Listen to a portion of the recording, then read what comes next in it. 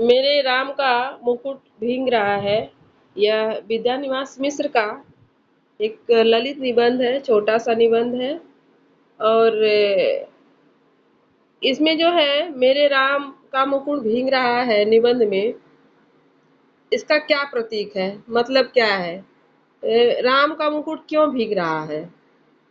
क्या इसमें मतलब इसका उद्देश्य क्या है कहने का? कहने का मतलब कि राम का मुकुट एक प्रतीक है। हर माँ बाप जो है अगली पीढ़ी के लिए, अपने बच्चे के लिए चिंतित रहती है कि उसका भविष्य कैसा होगा। अगर हम नहीं रहेंगे तो उसका भविष्य कैसा, कौन देखेगा, कौन उसका क्या भला है क्या बुरा है कौन सोचेगा। तो हर पीढ़ी सोचता है। तो हमारे माँ बाप भी उसी में से है।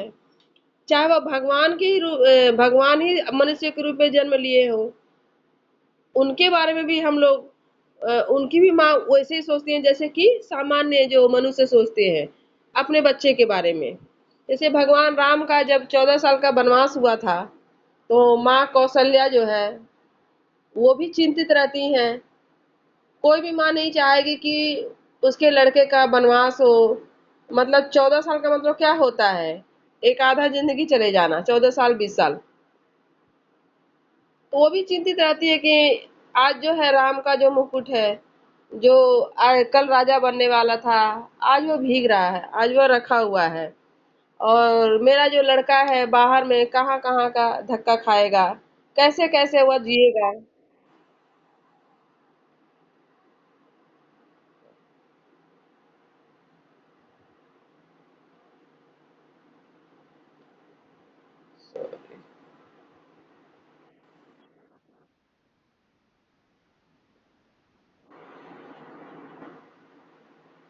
रुक जाओ, अभी आ रहा है, क्या पता क्या उसमें से मैसेज आया है ना, तो कट गया है।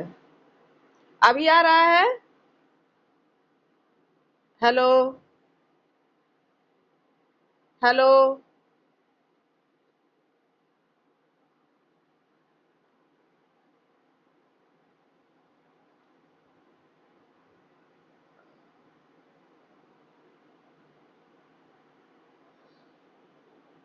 हेलो।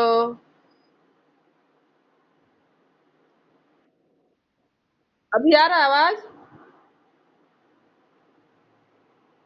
अभी आवाज आ रहा है? बीच में क्या पता क्यों इसमें से स्क्रीन ही उड़ गया था। ठीक है। तो माता कौशल्या भी अपने लड़के के लिए, राम के लिए बहुत चिंता करती हैं कि मेरा लड़का वनवास को गया है, तो कैसा कैसा उसको जगह मिलेगा, कैसा नहीं मिलेगा, जंगल मिलेगा, बिहार मिलेगा। मतलब तकलीफ ना होगा, एक राजा का लड़के थे। अब कैसे उनका पालन पोषण हुआ वो तो मालूम ही है कि मतलब फूल की तरह उनका पालन पोषण हुआ है। आज उनको 14 साल का वनवास हो रहा है। तो सोचना स्वाभाविक है। तो आज की जो पीढ़ी है उसके बारे में भी सोचा जा रहा है। जो बच्चे हैं बहुत रात रात तक पार्टी करते हैं, बहुत रात तक वो काम करते हैं या फिर नौकरी करते हैं। मतलब किसी भी वजह से अगर वो बाहर जाते हैं, लड़का हो या लड़की, तो उसके माँ बाप जो सोचते हैं कि मेरा लड़का या लड़की वापस आएगा। मतलब जब बाहर जाता है तो आदमी को हमेशा खराब ही सोच होता है। कभी वो अच्छा सोच ही नहीं सकता है, हमेशा खराब भावना आएगा कि क्या पता कहीं कुछ घटना ना हो जाए, कुछ ऐसा ना हो जाए, कुछ वैसा ना हो जाए। थोड़ा सा लेट होता है तो चिंता होने लगता है। किसी का भी माँ बाप, चाहे लड़का हो चाहे लड़की, किसी के लिए भी माँ बाप चिंतित रहते हैं। तो इसमें जो है आधुनिकता को भी दर्शाया गया है, और जो अतीत है उसके बारे में भी, दोनों को लेकर लिखा गया निबंध छोटा सा है। और एक राम का जो मुकुट एक प्रतीक है, और बाकी जो है आधुनिकता के बारे में, जो हम हमारे बाद में जो पीढ़ी आने वाली है उसके बारे में लिखा गया है। तो हम लोग कुछ कुछ यहाँ पर जो है पॉइंट पर ये करेंगे, कुछ टॉपिक पर कुछ जो मेन मेन जो पॉइंट है उस पर हम लोग ये फोकस करेंगे। मेरे राम का मुकुट भींग रहा है हिंदी साहित्य का जो प्रसिद्ध ललित निबंधकार है, जो डॉक्टर विद्यानिवास मिश्र है, जो ललित निबंधकार के बहुत ही प्रसिद्ध ये क्या साहित्यकार हैं। और यह निबंध जो है बहुत ही अत्यंत भावपूर्ण और वैचारिक निबंध है, विचार करने वाला है। और ये समझ लो कि ये भगवान राम के लिए लिखा गया है, क्योंकि बार बार जो इसमें ये चीज आ रहा है, क्योंकि राम से ही जुड़ा हुआ यह निबंध है, तो भगवान राम को यह समर्पित है। यह निबंध भारतीय संस्कृति, लोक आस्था और आधुनिक पीढ़ी के प्रति बुजुर्गों की चिंता को दर्शाता है। मतलब हम भी लोग, जैसे मान लो तुम ही लोग का जब शादी विवाह होगा, तो तुम लोग भी अपने बच्चों के लिए ये रहोगे, चिंतित रहोगे कि भाई आजकल जो नौकरी का चिंता है, भ्रष्टाचार, ये जो भी चीजें हैं अभी हमारे साथ जो घटित होती है, जो हम फेस कर रहे हैं जिस चीज के लिए, तो तुम भी अपने बच्चे के लिए ये चीज सोचोगे कि भाई उन लोग के साथ क्या होगा। इसी तरह पढ़ाई लिखाई करके क्या भटकेंगे, या फिर कैसे क्या जिंदगी होगा, तो ये सोचना स्वाभाविक चीज है।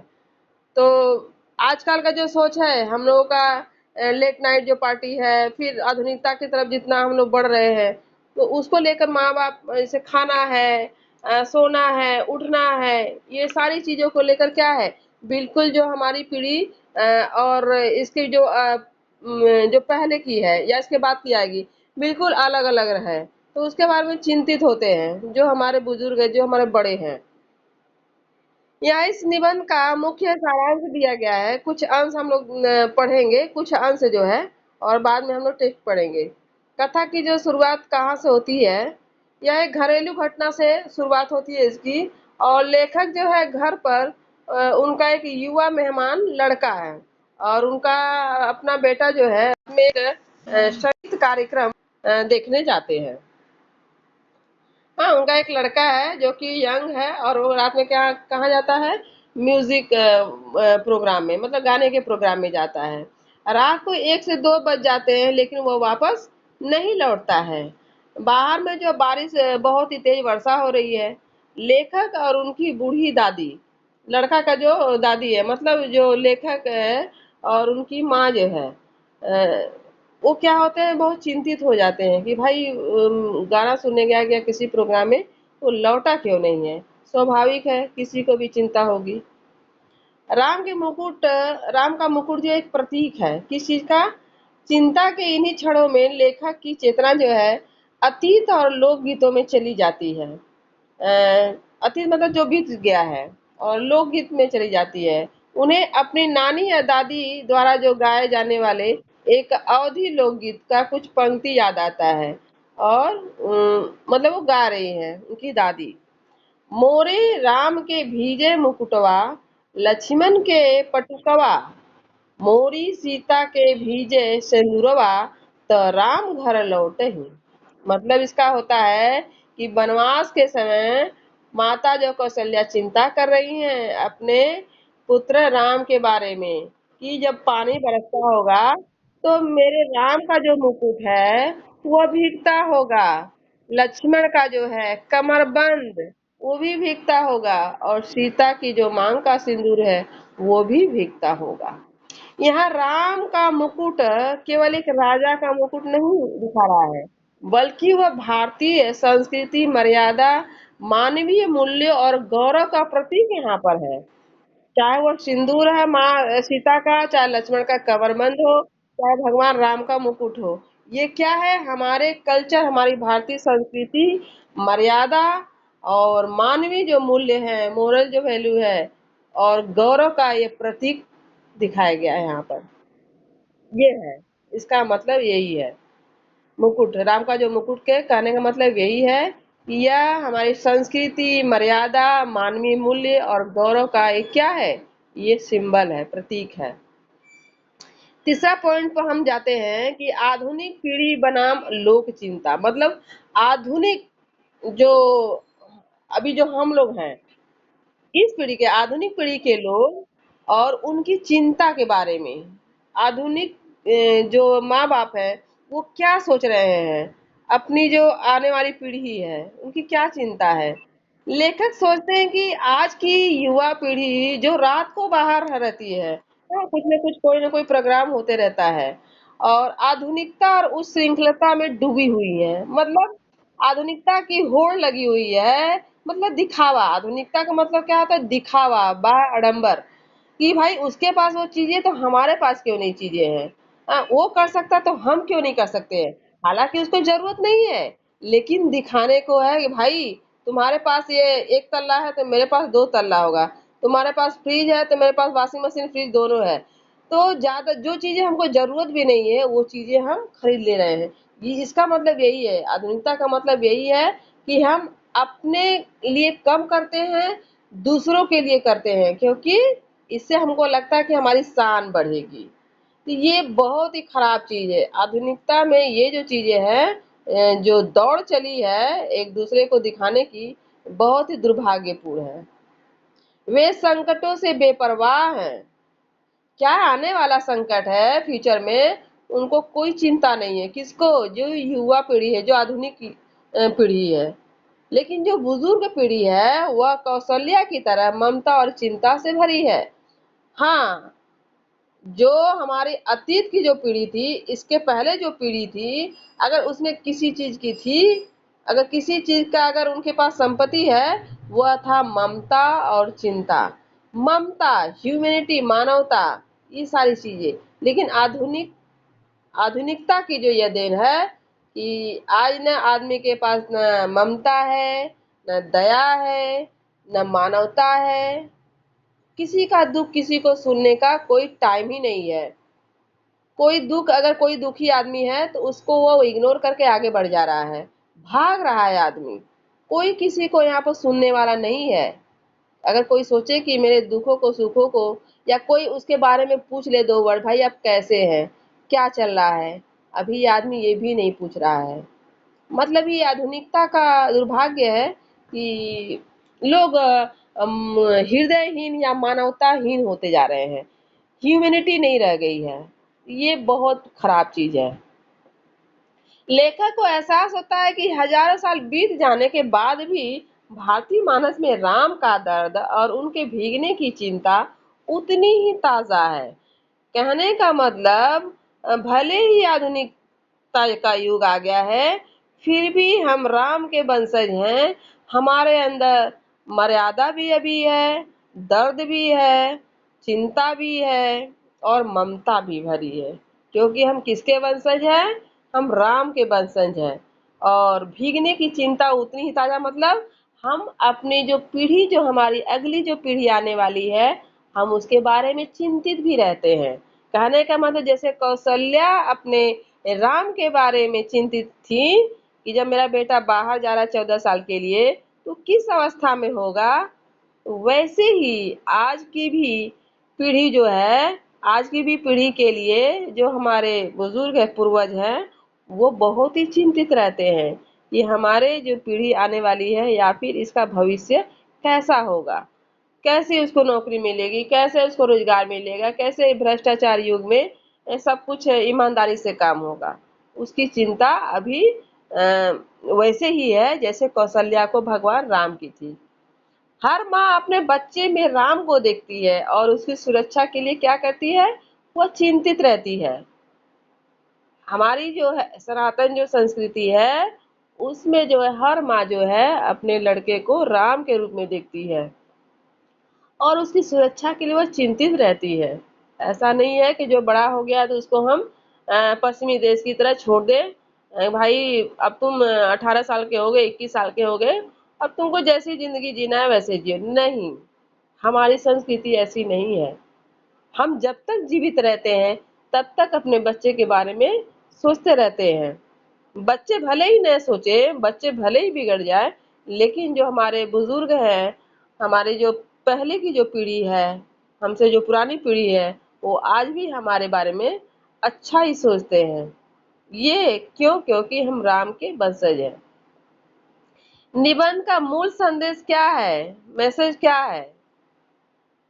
विद्यानिवास मिश्र जी इस निबंध के माध्यम से यह बताना चाहते हैं कि सांस्कृतिक निरंतरता, हमारे अंदर जो है संस्कृति की जो निरंतरता है अभी भी वही है।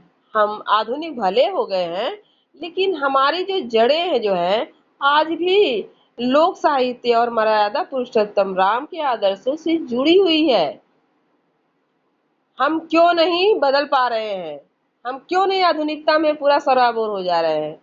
क्यों? क्योंकि हमारी संस्कृति की यही है, निरंतरता यही है, इसकी जो विशेषता यही है कि आज भी जो है हम भले ही आधुनिक आधुनिकता का भले ही चोला पहन लिए हैं, उसका कपड़ा पहन लिए हैं, लेकिन हमारी आत्मा जो है, हमारी जो भावना है, अभी भी हमारी जड़ें जो है वह भगवान राम और लोक साहित्य, मतलब लोक साहित्य का मतलब क्या है? साधारण लोगों से जुड़ी हुई है। हम कितने भी बड़े क्यों न हो जाएं, पैसा वाला क्यों न हो जाएं, लेकिन हमारी आत्मा जो अभी भी लोगों के बीच ही क्या है? जुड़ी हुई है। और आज भी हम अपनी संस्कृति पर गर्व करते हैं और हमको शांति भी अपने ही कल्चर में मिलती है, क्योंकि हम भगवान राम के वंशज हैं। हमारे कितने भी आदर्श क्यों न ये हो जाएं, लेकिन देखते हो जब हम लोग कहीं बाहर जाते हैं, भारत से बाहर कहीं भी जाते हैं, कोई भी इवेंट होता है तो हम लोग पैर जरूर छूते हैं। हम जब कोई भी चीज जीतते हैं तो हम लोग पैर छूते हैं जो बड़े होते हैं, और नमस्कार करते हैं, दोनों हाथों को जोड़कर हम अभिवादन करते हैं, उसका वेलकम करते हैं। ये क्या है? ये कल्चर हमारा है, नहीं चाहते हुए भी हम लोग ये करते हैं, बड़ों का पैर छूते हैं। ये हमारे जड़ से जुड़ा हुआ क्या है? कल्चर है हमारी। और भी क्या है? ममता और जिम्मेदारी, ये भी हमारा क्या है? पहले से जुड़ा हुआ है। हमारे अंदर ममता कूट कूट कर भरा हुआ है। जो सनातन जो संस्कृति है, ये हमारे अंदर जो मानवता है, तभी तो आज अगर किसी देश में नन भेजों की संख्या अगर है, भेज की संख्या अगर सबसे ज्यादा किसी देश में है तो वह है भारत। भारत में बहुत मतलब विश्व में जितने भी देश हैं उसका बहुत ही कम जो है संख्या में लोग यहाँ पर नन भेज है। यहाँ पर भेजों की संख्या ज्यादा है। क्यों? क्योंकि हम लोगों के अंदर ममता है, ममता है, माया है, प्रेम है। ये सारी चीजें जिसके अंदर कूट कूट कर भरी रहेंगी तो वह जीव हत्या नहीं करेगा। तो हमारे अंदर एक जिम्मेदारी भी है और एक ममता भी है। मुकुट का भीगना इस बात का प्रतीक है कि जब जब मर्यादा और मानवीय मूल्य खतरे में पड़ते हैं तब तब समाज की चेतना तड़प उठती है। कौशल्या का हृदय तड़प उठता है जब जब हमारे अंदर मानवीय मूल्य जब खतरे में पड़ते हैं, या फिर कोई हमारी संस्कृति पर जब आघात पहुंचता है तो हमारा हृदय क्या होता है? कौशल्या की तरह तड़प उठता है। और हमारी जिम्मेदारी हो जाती है कि कैसे अपनी संस्कृति को हम बचाएं। जैसे कि भगवान राम ने अपनी संस्कृति हो या फिर अपनी मर्यादा के लिए उनकी अपनी पत्नी को वहां से युद्ध करके बाकायदा लाए हैं। ऐसा नहीं कि जैसे तैसे ला दिए हैं, पूरे मर्यादा के साथ अपनी पत्नी को वो जीत कर लाए थे वहां से लड़ाई में। संक्रमण काल मतलब क्या है? यह निबंध जो है आधुनिकता की चकाचौंध। संक्रमण मतलब क्या होता है? मतलब एक किया तो दूसरा भी देख कर कर रहा है, मतलब होड़ मचा हुआ है, होड़ मचा हुआ है। और चकाचौंध और पारंपरिक मूल्यों के बीच के द्वंद्व को बहुत खूबसूरती से रेखांकित करता है। यह निबंध जो है चकाचौंध, बाहरी आडंबर और पारंपरिक मूल्य, जो हमारा ट्रेडिशनल जो है कारोबार है, जो प्रोग्राम है, उसके बीच जो है यह निबंध जो बहुत ही सुंदर वर्णन करता है या प्रकाशित करता है कि मतलब जो चकाचौंध जो बाहरी दुनिया है और जो हमारा ट्रेडिशनल जो हमारा मोरल वैल्यू है, इसके बीच जो है कौन सा जो है इसमें जो कौन सी जो चीजें हैं जो कि हमारी संस्कृति के या हमारी जड़ों से जुड़ा हुआ है। तो हमारी अगर जड़ों से कोई जुड़ा हुआ है तो वो क्या है? पारंपरिक मूल्य, न कि चकाचौंध।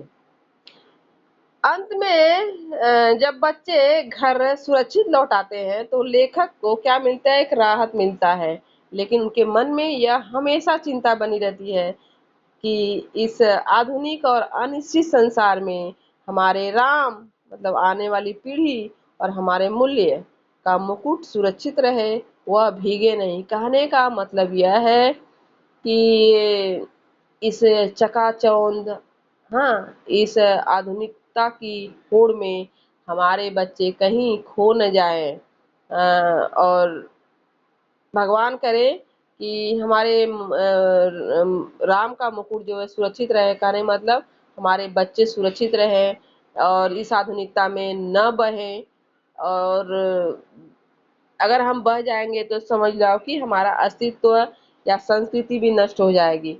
आप आधुनिकता में रहो कोई बात नहीं है, लेकिन होश में रहो और अपनी संस्कृति को तो जरूर, कहीं भी जाओ तो उसको फैलाओ। कहीं भी जाओ तो उसको हीन मत समझो या हीन मत दिखाओ। कहीं भी जाओ तो सनातन संस्कृति हो या फिर हमारा जो कल्चर है उसको खूब अच्छी तरह से पेश करो। तो ये अनायासी हमारे अंदर ये जड़ से हम लोग जुड़े हुए हैं। कितना भी हम आधुनिक क्यों ना हो जाएं, लेकिन हमारी जो संस्कृति जो है उसमें जो ममता है, जिम्मेदारी है, बहुत सारी जो विशेषताएं हैं जिसको कि हम छोड़ नहीं सकते हैं। लेकिन हमारी जो जो पूर्वज हैं, जो हमसे बड़े हैं, वो जरूर हमारे बारे में चिंता करेंगे, जैसे कि कौशल्या भगवान राम के बारे में चिंता करती है। तो यहाँ पर हम लोग उद्देश्य पढ़ लिए हैं। अब हम लोग पढ़ेंगे टेक्स्ट। ये हम लोग शुरू कर रहे हैं, पार्ट 1 रहेगा और उसके बाद जो बचेगा तो नेक्स्ट दिन होगा। आज हम लोग कुछ पढ़ ले रहे हैं शुरुआत वाला, भूल नहीं रहा है क्या?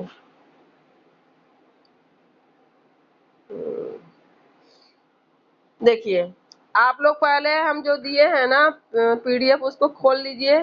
टेस्ट में जब मैं पढ़ा रही हूँ ना तो उसको खोल लीजिए, तो इसे इजी होगा। महीनों से मन बेहद बेहद उदास है, बहुत ही उदास है। उदासी की कोई खास वजह नहीं, कुछ तबीयत ढीली है। हाँ, मतलब देखो कभी कभी ऐसा होता है ना कि तुम मतलब कोई कारण नहीं रहेगा तुम्हारी उदासी का या फिर मन का, लेकिन तुम्हारा मन उस दिन क्या करता है? उदास रहता है, अच्छा नहीं लगता है कोई चीज।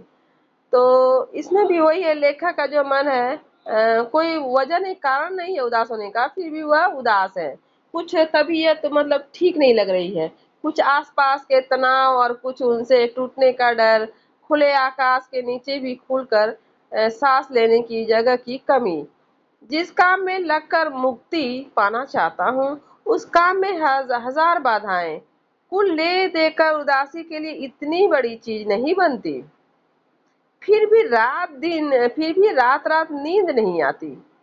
दिन ऐसे बीतते हैं जैसे भूतों के सपनों की एक रील पर दूसरी रील चढ़ा दी गई हो और भूतों की आकृतियां और डरावनी हो गई हो। इसलिए कभी कभी तो बड़ी से बड़ी परेशानी करने वाली बात हो जाती है और कुछ भी परेशानी नहीं होती। उल्टे ऐसा लगता है जो हुआ एक सहज क्रम में हुआ, ना होना ही कुछ अटपटा होता। और कभी कभी बहुत मामूली सी बात भी भयंकर चिंता का कारण बन जाती है। अभी 2-3 रात पहले मेरे एक साथी संगीत का कार्यक्रम सुनने के लिए 9 बजे रात गए। साथ में जाने के लिए मेरे एक चिरंजीव ने और मेरी एक मेहमान महानगरीय, चिरंजीव मतलब पुत्र, महानगरीय वातावरण में पत्नी कन्या ने अनुमति मांगी। शहरों की आजकल की असुरक्षित स्थिति का ध्यान करके इन दोनों को जाने तो नहीं देना चाहता था, पर लड़कों का मन भी तो रखना होता है। कह दिया 1-1.5 घंटे सुनकर चले आना। रात के 12 बजे लोग नहीं लौटे। गृहिणी बहुत उद्विग्न हुई। पत्नी झल्लाई। साथ में गए मित्र पर नाराज होने के लिए संकल्प बोलने लगी। इतने में जोर की बारिश आ गई। छत से बिस्तर समेटकर कमरे में आया। गृहिणी को समझाया, बारिश थमेगी, आ जाएंगे। संगीत में मन लग जाता है तो उठने का मन नहीं करता है। तुम सो ऐसे बच्चे नहीं हैं।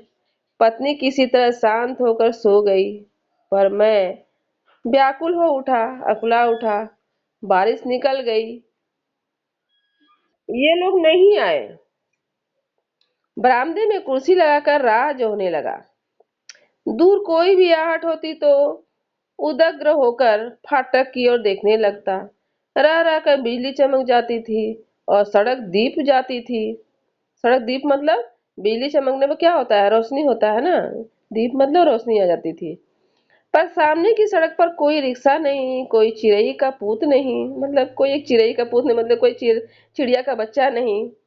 एकाएक कई दिनों से मन में उमड़ती घुमड़ती पंक्तियां कुछ उनको मन में आया। उसी समय गुनगुनाने लगे। मोरे राम के भीजे मुकुटवा, लक्ष्मण के पटुकवा, मोरी सीता के भीजे सिनुरवा, त राम घर लौटहि। तो वहां पर देखो दादी का यहाँ पर नाम आया था, दादी का। लेकिन यहाँ पर लगता है कि लेखक खुद ही गा रहे हैं, ये लोकगीत है। मेरे राम का मुकुट भीग रहा होगा, मेरे लखन का पटुका दुपट्टा मतलब भीग रहा होगा, मेरी सीता की मांग का सिंदूर भीग रहा होगा, मेरे राम घर लौट आते। ये जो गीत का है, ये अर्थ है। बचपन में दादी नानी जापे पर वह गीत गाती। मेरे घर से बाहर जाने पर, विदेश में रहने पर वे यही गीत बिहवल होकर गाती। बिहवल मतलब क्या, भाव से होकर, मतलब रोना आ जाता। और लौटने पर कहती, मेरे लाल को कैसा वनवास मिला था। मतलब नौकरी करने भी जो लड़का जाता है ना बाहर में, उसको एक किस्म का वनवास ही मिलता है, समझे। अब लड़कों का नौकरी करना जो है, बाहर में जाना, वो भी एक किस्म का वनवास ही है। जब मुझे दादी नानी की इस आकुलता पर हंसी भी आती, गीत का स्वर बड़ा मीठा लगता। हाँ, तब उसका दर्द नहीं छूता, पर इस प्रतीक्षा में एकाएक उसका दर्द उस ढलती रात में उभर आया और सोचने लगा, आने वाली पीढ़ी पिछली पीढ़ी की ममता की पीड़ा नहीं समझ पाती, और पिछली पीढ़ी अपनी संतान के संभावित संकट की कल्पना माँ से उद्विग्न हो जाती है। मतलब क्या है, एक जो है बाप जो है, अपने लड़के का जो दर्द है, अपने लड़के के प्रति उसका जो दर्द है, उस लड़के को नहीं समझ में आएगा कि मेरे पिता को कितना दर्द है मेरे लिए। कब उसको मालूम होगा, जब वो खुद पिता बनेगा। उसमें उसको हंसी आएगा, कह रहे क्या गा रहे हैं, क्या सोच रहे हैं। लेकिन जब खुद पिता बनेगा, खुद माँ जब बनती है, तब समझ में आता है कि बच्चे का दर्द क्या होता है, बच्चे का दुख या बच्चे का जो चिंता होता है क्या होता है। वैसे तो नहीं बोलेगा क्या हो गया, रात हो गया तो क्या हो गया, इसमें क्या हुआ, बाहर जा रहे हैं तो देर हो ही जाएगी। लेकिन नहीं, ये गलत चीज है। ये तुमको लगता है, बच्चे को लगता है, अरे क्या हो गया, थोड़ा सा लेट हो गया तो क्या हो गया, 12 बज गया, 1 बज गया तो क्या हो गया। नहीं, उसी जगह जब फिर तुम आओगे तो तुम भी इसी तरह अपने बच्चे के बारे में चिंतित रहोगे। इसलिए अपने बड़े बुजुर्गों का सम्मान किया करो, और जो कुछ भी अगर बोलते हैं तो तुम्हारे अच्छाई के लिए बोलते हैं। क्योंकि उनसे इस संसार में अगर कोई प्यार अगर तुमको करता है, सच्चा प्यार, तो वह है तुम्हारे माँ बाप। और कोई नहीं करता है, और कोई नहीं करता है। एक निस्वार्थ भाव से माँ बाप प्रेम करता है अपने बच्चे को। तो जब तक वो खुद माँ बाप नहीं होता है, तब तक वह उस चीज के बारे वो उसको दुख के बारे में मालूम ही नहीं होगा, अपने माँ बाप के बारे में कि कितना प्यार करते हैं हमसे। मन में प्रतीति ही नहीं होती कि अब संतान समर्थ है, बड़ा से बड़ा संकट झेल लेगी। बार बार मन को समझाने की कोशिश करता है। कहने का मतलब क्या है कि एक मनुष्य ही है जो अपने बच्चे के लिए जब तक जिंदा रहता है, तब तक वो सोचता है कि अरे मेरा बच्चा मेरे बिना रह पाएगा या फिर इसका क्या होगा, हमेशा चिंता करता है। बाकी जितने भी प्राणी हैं इस धरती पर, जैसे ही वह हिलने डुलने लगेंगे, अपने पैरों पर चलने लगेंगे, उसको छोड़ दिया जाता है, उसके बारे में चिंता करना छोड़ देते हैं। लेकिन मनुष्य क्या है, अपने बच्चे के बारे में जिंदगी भर सोचता है, जिंदगी भर उसको खिलाता है, पिलाता है, ये कर दे अपने बच्चे के लिए, वो कर दे अपने बच्चे के लिए, इतना बैंक बैलेंस कर दे, इतना घर द्वार बनवा दे। ये पृथ्वी पर और कोई प्राणी नहीं करता है, सिर्फ मनुष्य करता है। क्यों? क्योंकि उसको अपने बच्चे से बहुत ही प्यार होता है, बहुत ही लगाव होता है, बहुत ही ममता होता है। मन बार बार कोशिश करता है कि भाई लड़के बड़े हो गए हैं, अब मेरी क्या जरूरत है, जो करेंगे अपना ठीक से करेंगे। लेकिन ये हम ऊपरी मन से बोलते हैं, लेकिन अंदर में मन यही करता है कि ना, जब तक है तब तक हमारा हाथ हमारे बच्चों पर रहेगा। ये चीज अंदर से कभी भी मना नहीं करती है कि अपने बच्चे के लिए हम कुछ ना करें। वो जब तक जिंदा रहेगा तब तक वह कुछ न कुछ बच्चे के लिए करेगा। लड़की दिल्ली विश्वविद्यालय के कॉलेज में पढ़ाती है, लड़का संकट बोध की कविता लिखता है, पर लड़की का ख्याल आते ही दुश्चिंता होती। गली में जाने कैसे तत्व रहते हैं, लौटते समय कहीं कुछ हो न गया हो, और अपने भीतर अनायास अपराधी होने का भाव जाग जाता। ये बात सही बात है कि बच्चियों के बारे में, लड़कियों के बारे में जितना चिंता होता है, लड़कों के बारे में थोड़ा कम होता है। लड़कियां अगर रात में नहीं आती हैं तो ज्यादा चिंता होता है, लड़कों के बारे में चिंता होता है। रात होने पर अगर लड़का भी नहीं आता है तो उसके बारे में चिंता करते हैं माँ बाप, लेकिन लड़कियों के बारे में ज्यादा चिंता होता है। बहुत ही खराब खराब सोच आता है। तो मुझे रोकना चाहिए था, अगर लेट हो जाता है तो माँ बाप सोचते हैं कि भाई रोकना चाहिए था, या कोई व्यवस्था करनी चाहिए थी। पराई लड़की, और लड़की तो हर एक पराई होती है, धोबी की मुटरी की तरह घाट पर खुले आकाश में कितने दिन फहराएगी। लड़की के बारे में बोला जा रहा है कि लड़की तो पराया धन होती है। जब तक लड़की माँ बाप के घर रहती है, पढ़ती है, लिखती है, जैसे ही बड़ी होती है, शादी के योग्य हो जाती है, तो माँ बाप उसकी शादी कर देते हैं। तो लड़की कहाँ हुई अपनी, लड़की तो पराया धन सचमुच में है। वह सब कुछ शिक्षा दीक्षा अपने माँ बाप से पाती है, घर पाती है। अब जब माँ बाप को सुख देने का जब समय आता है तो वह शादी करके चली जाती है। तो ये सभी के साथ घटना, ऐसा नहीं है कि किसी एक के साथ है, ये सबके साथ होता है। तो बोलते हैं कि ये पराई होती है धोबी की मुटरी की तरह घाट पर खुले आकाश में कितने दिन फहराएगी, मतलब कितने दिन तक हम लोग रखेंगे लड़की को। भाई 1 साल, 2 साल, 3 साल, जब लड़की बड़ी हो जाती है तो बहुत दिनों तक हम नहीं रख सकते हैं उसको। इसमें धोबी का लिया गया, धोबी की मुटरी की तरह। धोबी का मुटरी है। अब मुटरी वही जिसमें कपड़ा उपड़ा रखा जाता है। तो बोले कि घाट पर खुले आकाश में कितने दिन फहराएगी, मतलब धोबी का जो मुटरी है कितना दिन तक वो रखेगा। भाई मुटरी में से तो कपड़ा निकालेगा ना, उसको खींचेगा, फिर ले दे देगा। वो बहुत दिनों तक नहीं फहरा पाएगा, रख पाएगा। तो लड़की को भी आप बहुत दिनों तक नहीं रख सकते अपने घर में। एक न दिन उसको अपने घर या शादी करके जाना ही होता है। अंत में उसे गृहिणी बनने जाना ही है। अंत में उसको हाउस वाइफ, मतलब गृहिणी बनना है। घर की जो जो घर का जो देखभाल करना ही पड़ता है। लेकिन आज जमाना बदल गया है। आज हम गृहिणी भी हैं, हाउसवाइफ भी हैं, वर्किंग वुमेन भी हैं। अभी जो औरतें हैं बाहर में भी काम करती हैं, अपना घर भी संभाल रही हैं। तो जिस समय लिखा गया निबंध है उस समय जो है औरत उतनी एम्पावरमेंट में नहीं थी, उतना उतना उनको शक्ति नहीं दिया गया था। लेकिन आज की जो औरतें हैं वो उतना चिंता माँ बाप को नहीं होती है जितना कि पहले लोगों को होती थी। क्योंकि पहले तो पढ़ाया ही नहीं जाता था बच्चियों को। आज तो लड़कियां एरोप्लेन उड़ा रही हैं, तुमको ट्रेन चला रही हैं। ऐसा कौन सा काम नहीं है कि जो लड़कियां नहीं कर रही हैं। लेकिन एक प्रकृति के तौर पर नेचर ने हमको भले ही फिजिकली थोड़ा सा कमजोर बनाया है, लेकिन उत्साह में हम लोग जरा भी कम नहीं है। औरतें या लड़कियां, उत्साह उतना ही है।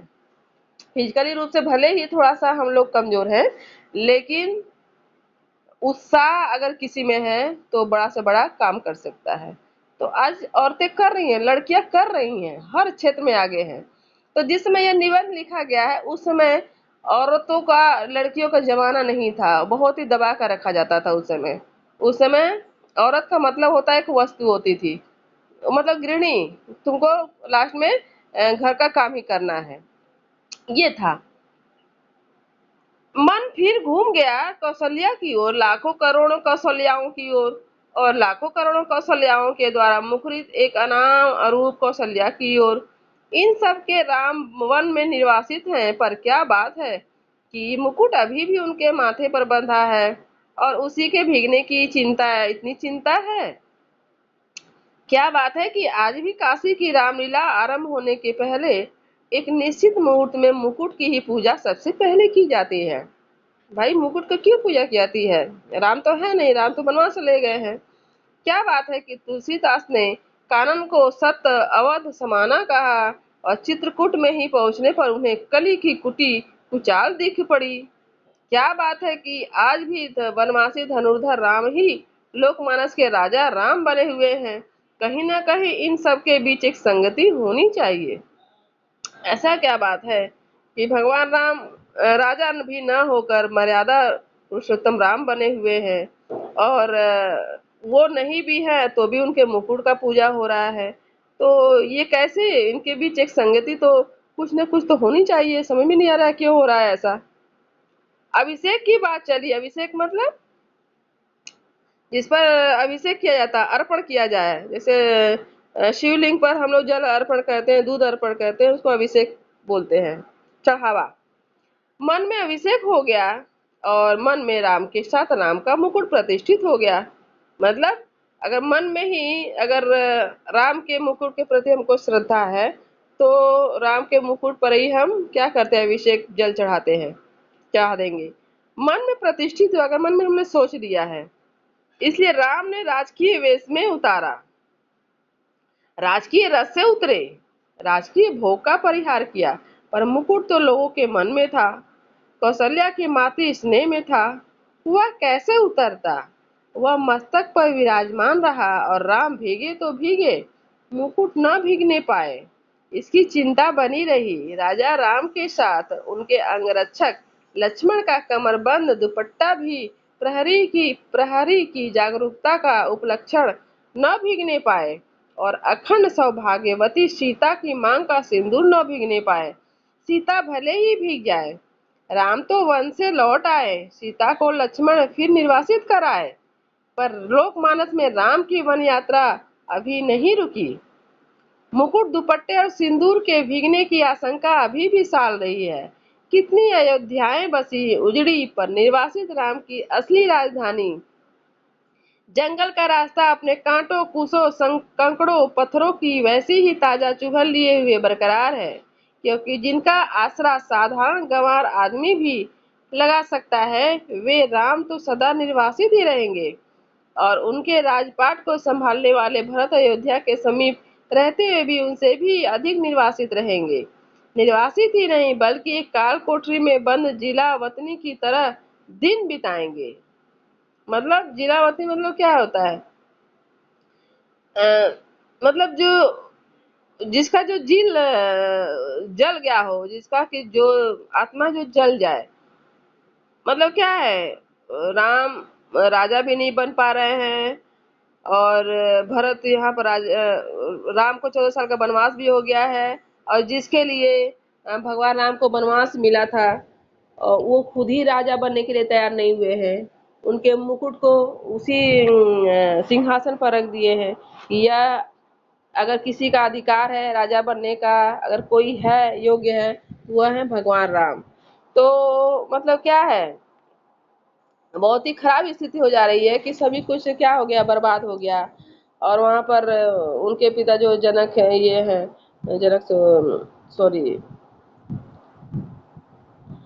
दशरथ जो है, उनकी मृत्यु हो जा रही है, तो सब कुछ तहस नहस हो जा रहा है। तो ये जो मुकुट है, सिर्फ मुकुट नहीं है, इससे बहुत सारे लोगों की भावनाएं जुड़ी हुई हैं, सोचते सोचते लगा कि इस देश की ही नहीं पूरे विश्व की एक कौशल्या है जो हर बारिश में विसुर रही है। मोरे राम के भीजे मुकुटवा मेरे राम का मुकुट भीग रहा होगा। मेरी संतान ऐश्वर्य की अधिकारिणी संतान वन में घूम रही है। मतलब जो संतान राजा, हाँ, राजा, जिस संतान को राजा बनना चाहिए था उसको ऐश्वर्य मतलब हर चीज उसके पास है। आज वह दर दर जंगल में भटक रहा है। उसका मुकुट उसका ऐश्वर्य भीग रहा है। मतलब अ, एक कहने का मतलब क्या है कि सब पर विपत्ति आती है, सब पर कोई न कोई संकट आता है। भगवान राम को भी संकट आया और किस तरह उन्होंने इस संकट को पार किया। तो कभी भी किसी का भी मुकुट भीग सकता है। अगर राम का मुकुट भीग रहा है तो किसी का भी मुकुट भीग सकता है। राम का मुकुट मतलब भीग रहा है करने मतलब राम पर विपत्ति आई है, राम पर संकट आया है और उस संकट में उनके साथ जो है वो भी उनका साथ दे रहे हैं। तो इसका मतलब क्या है, राम के साथ जो है सीता का अनन्य संबंध है, लक्ष्मण का अनन्य संबंध है, भरत का अनन्य संबंध है, कौशल्या का अनन्य संबंध है। ये कोई मामूली संबंध नहीं है। तो राम के मुकुट का जो भीगना क्या है, उनके ऐश्वर्य का भीगना है, उनका राजा का ना होना, एक सामान्य मनुष्य का जीवन जीना, ये दर्शाता है। मेरे राम कब घर लौटेंगे। मेरे राम के सेवक का दुपट्टा भीग रहा है, पहरुए का कमरबंद भीग रहा है। पहरुए मतलब जो पहरा देने वाले कौन है, लक्ष्मण। उसका जागरण भीग रहा है। मेरे राम की सहचारिणी सीता का सिंदूर भीग रहा है, उसका अखंड सौभाग्य भीग रहा है। मैं कैसे धीरज धरूं, मनुष्य कि इस सनातन नियति से एकदम आतंकित हो उठा। ऐश्वर्य और निर्वासन दोनों साथ साथ चलते हैं। ऐश्वर्य और निर्वासन दोनों साथ साथ चलते हैं। जिसे ऐश्वर्य सौंपा जाने को है उसको निर्वासन पहले से बंधा है। जिसको ऐश्वर्य सौंपा जाना मतलब जिसको राजा बनाना है उसको निर्वासन पहले से बंधा है। लेकिन भगवान राम को पहले से पता है कि हमको राजा बनाने के लिए भले ही लोग तैयारी कर रहे हैं, लेकिन हमको तो जाना है जंगल में, हमको तो यहाँ नहीं रहना है। उनको तो अच्छी तरह से मालूम है। जिन लोगों के बीच रहता हूँ वे सभी मंगल नाना के नाती हैं। वे मुद मंगल में ही रहना चाहते हैं। मेरे जैसे आदमी को वे निराशावादी समझ के बिरादरी से बाहर ही रखते हैं। डर लगता रहता है कि कहीं उड़कर उन्हें भी दुख न लग जाए। पर मैं अशेष मंगल कांक्षाओं के पीछे से झांकती हुई निर्वार शंकाकुल आंखों में झांकता हूँ तो मंगल का सारा उत्साह फीका पड़ जाता है और बंधनवार न दिखकर बटोरी हुई रस्सी की शक्ल में कुंडली मारे नागिन दिखती है। मंगल घट औंधाई हुई अधफुटी गगरी दिखता है। उत्सव की रोशनी का तामझाम धुओं की गांठों का अंबार दिखता है और मंगल वाद्य डेरा उखाड़ने वाले अंतिम कारबरदार की उस सांस में बजकर एक बारगी बंद हो जाता है। कहने का मतलब हमको मालूम है हम ये सब कुछ कर रहे हैं, सब कुछ पैसा बना रहे हैं, महल बना रहे हैं, बैंक बैलेंस कर रहे हैं, लेकिन हमको ये चीज मालूम है एक दिन हमको छोड़कर जाना है, हमको अकेले ही जाना है, ये सब कुछ यहीं रह जाएगा। हाँ, लेकिन फिर भी हम करते रहते हैं, हम अपने दुखों को खुद ही बढ़ाते रहते हैं। यही सबसे बड़े दुख का कारण है। तो भगवान राम तो जानते हैं कि हमको राजा नहीं बनना है। हमारे हम हमको मेरे यहाँ तो दुख ही है, दुख है भले देखने में कि हमको राजा नहीं बनना है, लेकिन वाकई में हमको कुछ करना है। जब हम बाहर निकलेंगे तभी तो कुछ करेंगे ना। तभी आम लोगों के लिए तो मेरी एक सोच होगी और मुझसे लोग इंस्पायर होंगे, लोगों के दुख दर्द को सुनेंगे, रिश्ता क्या होता है, भाई का रिश्ता क्या होता है, पत्नी का रिश्ता क्या होता है, माँ का रिश्ता, ये सब कुछ हमसे सीखेंगे। तो सिखाने के लिए तो भाई राजा बनकर तो आसान नहीं है सिखाना, तो आपको जरूर एक साधारण मनुष्य के रूप में आपको रहना होगा। तभी सीखेंगे। और ये सिखाने के लिए पैदा हुए थे भगवान राम एक्चुअली, कि लाइफ जीवन जो है इतना आसान नहीं होता है जितना हम समझते हैं। तो जीवन ऐसा ही होता है, कभी सुख कभी दुख। और कभी भी ये मत सोचना कि आज जो मेरे पास है वो हमेशा रहेगा ही ना, ये नहीं भी रह सकता है। इसको लेकर अगर हम जिएंगे तो हमारा जीवन बहुत ही सुंदर होगा, लाइफ ब्यूटीफुल होगा। लागती अवध भयावह भारी, ये गाना है लोकगीत। लागती अवध, लागती अवध भयावह भारी, क्यों भारी लग रही है? क्योंकि भगवान राम को 14 साल का वनवास हो रहा है। मानव काल रात्रि अंधियारी, ऐसा लग रहा है कि बाप रे बाप, ये काली रात्रि है, खत्म ही नहीं हो रही है। घोर जंतु संपूर्ण नर नारी, दर्पहि एकहि एक निहारी, घर मशान परिजन जनभूता, सूत हित मीत मनहु जमदूता, वाग्न विटप बेली कुमि लाही, सरित सरोवर देखी न जाही। जब भगवान राम का जो वनवास हो रहा है तो जितने भी प्रकृति में सारी चीजें हैं सभी रो रही है। ऐसा लग रहा है कि दिन ही नहीं बीत रहा है। तो दुख के दिन जल्दी नहीं बीतते हैं, ऐसा हमको लगता है, प्रतीत होता है कि ये दुख का है, लेकिन वाकई में दुख नहीं होता है। ये कुछ करने के लिए आदमी को वो काम जब करना पड़ता है तो उसको लगता है दुख लगता है, लेकिन नहीं, आप उसी के लिए पैदा हुए हो। आप जिसके लिए बोल रहे हो कि हमको दुख है, वाकई में दुख नहीं होता है, आप तो उसी के लिए पैदा हुए हो। आप तो समझ रहे हैं ना कि नहीं हमको तो भाई राजा बनना था, हम राजा के लड़के हैं तो राजा ही बनना था ना, आपको तो बनना नहीं है। आप ये भले सोच रहे हैं, लोग भले सोच रहे हैं, उनकी गलती है, लेकिन वहां तो कुछ और सोच रखा हुआ है ऊपर में। कैसे मंगलमय प्रभात की कल्पना थी और कैसी अंधेरी काल रात्रि आ गई है। क्या सोचा गया था, क्या हो गया। एक दूसरे को देखने से डर लगता है। घर क्या हो गया है, मसान हो गया है, शमशान हो गया है। अपने ही लोग भूत प्रेत बन गए हैं। सब कुछ शंका लग रहा है, बाप रे बाप, घर में कोई भूत उत नहीं कर दिया है। ये कैसे कैकई का दिमाग घूम गया, 14 साल का वनवास ले ली है भगवान राम के लिए, जबकि वो भगवान राम को तो बहुत ही प्रेम करती थी। सबसे ज्यादा अगर कोई प्रेम करता था तो वो कैकई थी। और क्या हो गया है, ये भूत प्रेत नहीं ना कहीं पर आ गया हम लोग के घर में। पेड़ सूख गए हैं, लताएं कुम्हला गई हैं, नदियों और सरोवरों को देखना भी दुस्सह हो गया है, किसी चीज को देखने का मन नहीं करता है। नदी नाला कुछ भी, तालाब कुछ भी नहीं देखने का मन करता है। केवल इसीलिए कि जिसका ऐश्वर्य से अभिषेक हो रहा था वह निर्वासित हो गया। भगवान राम को कहाँ हम लोग राजा बनाने वाले थे और कहाँ 14 साल का वनवास। ये क्या हो गया भाई, ये कौन सा मतलब, ये सोच कोई सोच ही नहीं सकता था कि ये दिन आने वाला है। ये देखो, ये कोई टाइम हुआ, ये देखो।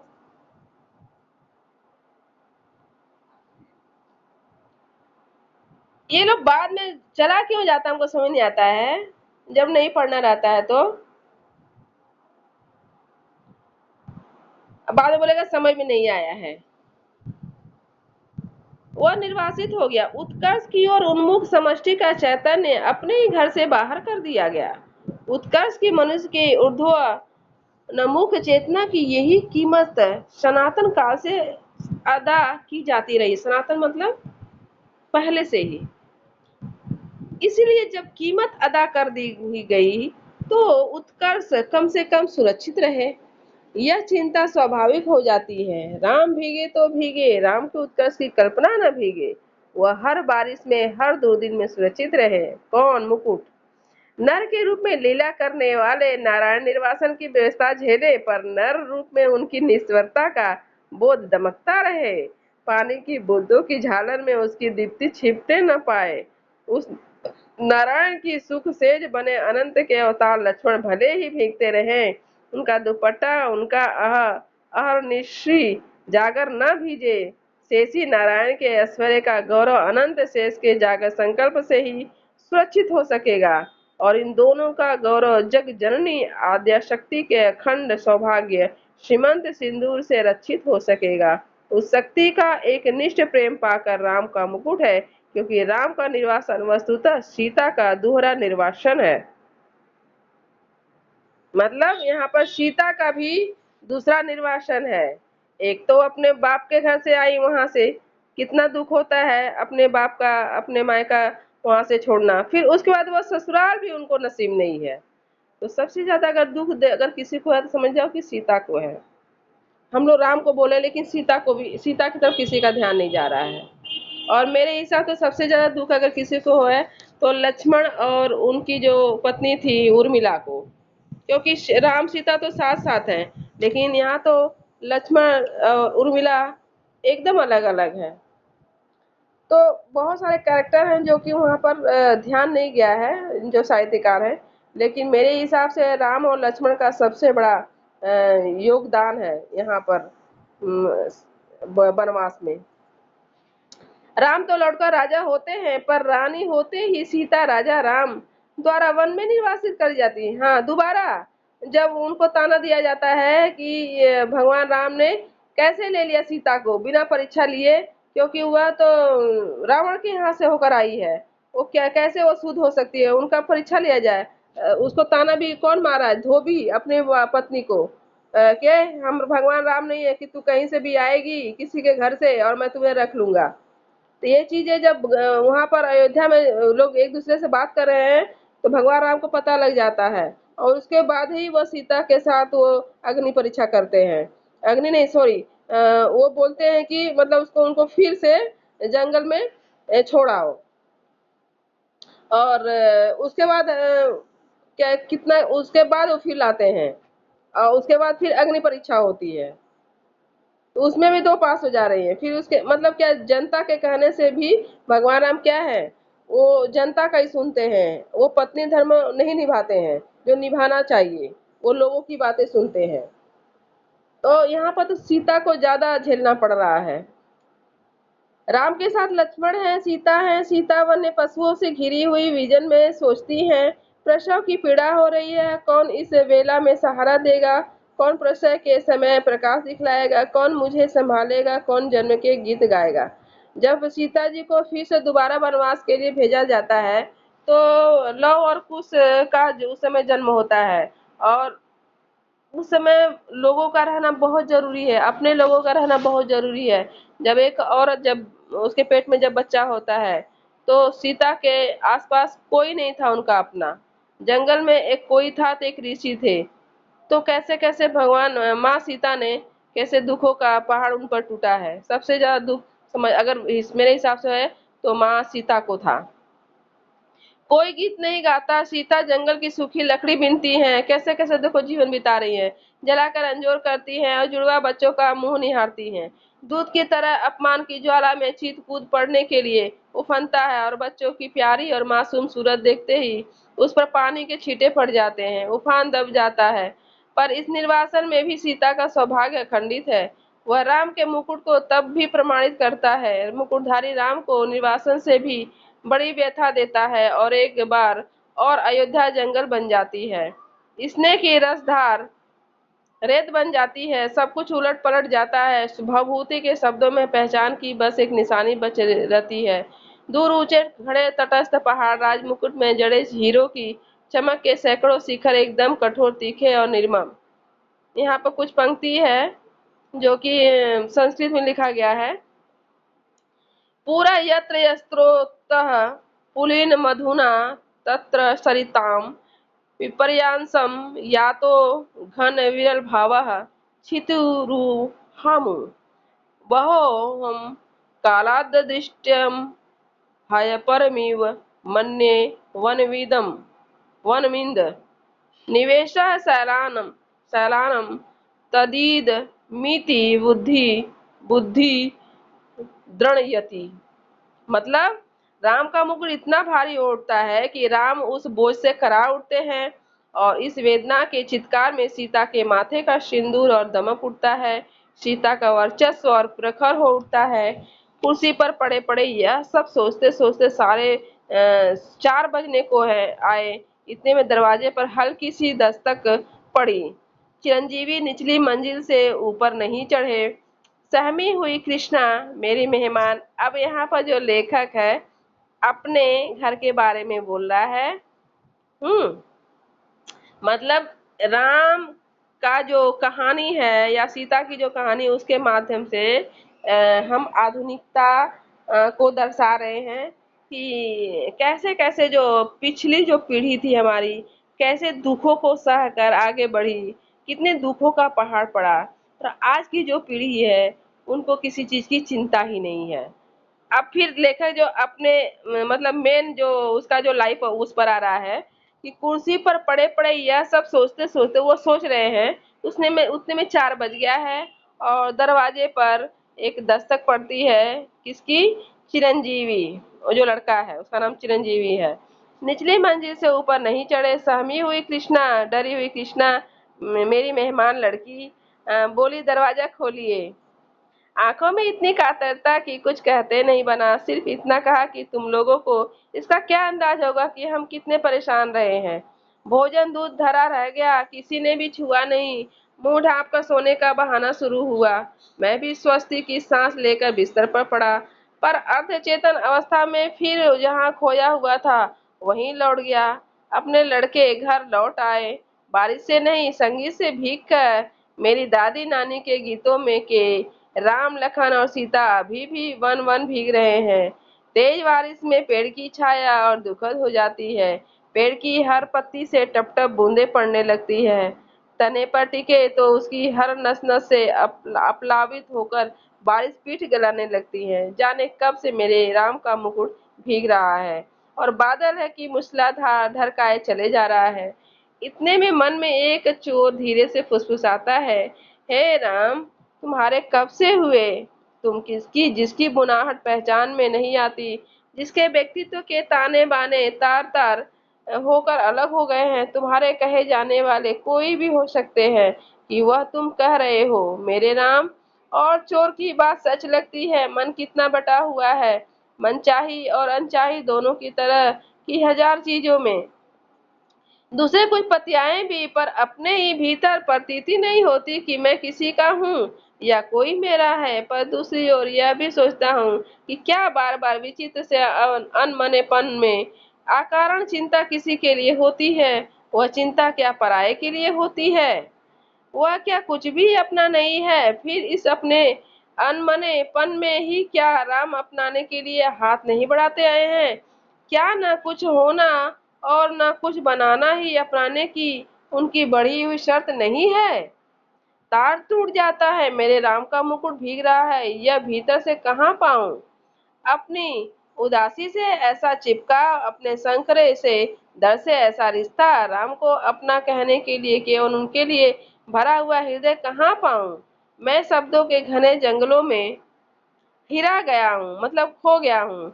जानता हूँ इन्हीं जंगलों के आसपास किसी टेकड़ी पर राम की पणकुटी है, पर इन उलझाने वाले शब्दों के अलावा मेरे पास कोई राह नहीं।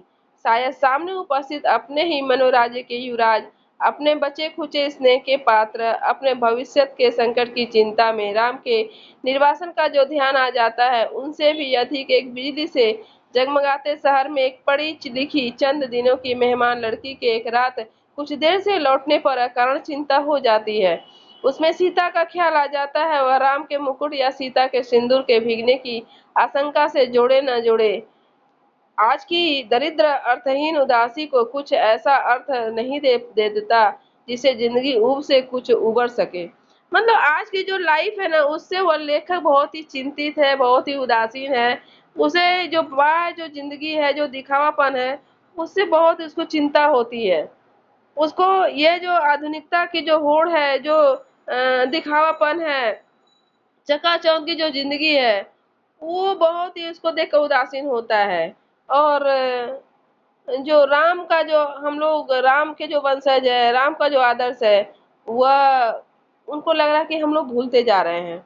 लेकिन नहीं, क्योंकि हम नहीं भूल सकते हैं राम का जो आदर्श, हम लोग नहीं भूल सकते क्योंकि हमारी जड़ें जो है राम से ही जुड़ी हुई हैं। तो भले ही हम आधुनिकता की तरफ कितना ही बढ़ न जाए, लेकिन हम राम के ही वंशज है और हमारे में आदर्श है। वो भले ही ऐसा ऊपर से दिख रहा है कि सब कुछ खत्म हो गया है, लेकिन नहीं, अभी भी हमारे अंदर वो बैठा हुआ। ऊपर से भले ही ऐसा लगता है कि सब कुछ खत्म हो गया है, लेकिन नहीं, खत्म नहीं हुआ है। उदास होने की जरूरत नहीं है। और इतने में पूरब से हल्की उजास आती है और शहर के इस शोर भरे बियाबान में चक्की के स्वर के साथ चढ़ती उतरती जनसार गीती हल्की सी सेरन पैदा कर जाती है। मोरेराम के भी जय मुकुटवा और अमचूर की तरह विश्वविद्यालयी जीवन की निरस्ता में सूखा मन कुछ जरूर ऊपरी सतह पर ही सही भीगता